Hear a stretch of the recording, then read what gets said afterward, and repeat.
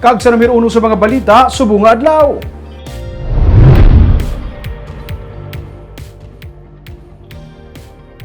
Tanan kakatapos ang isa ka pamilya nagpositibo sa COVID-19. 7 diri sa ila gindala sa isolation facility para sa mga nalatnan sang Delta variant. Ma-report si Nico Delfin. 20 tanan ka mga katapo sa isa ka pamilya sa Barangay Singkang Airport sa Bacolod City ang nagpositibo sa COVID-19.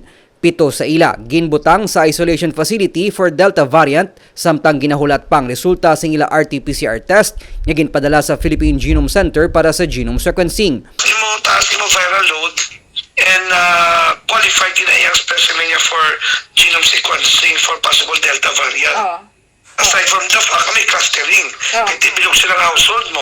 Suno kay Dr. Chris Sorongon, Deputy for Medical Data and Analysis ng Bacolod Emergency Operations Center, ang 7 ang nagapuyo sa isa compound.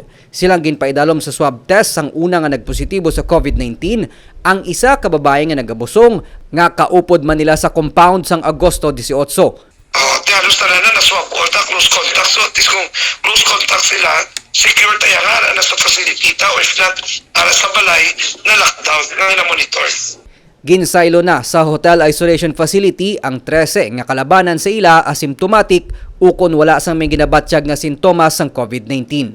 Nico Delfin para sa DG Cast Negros.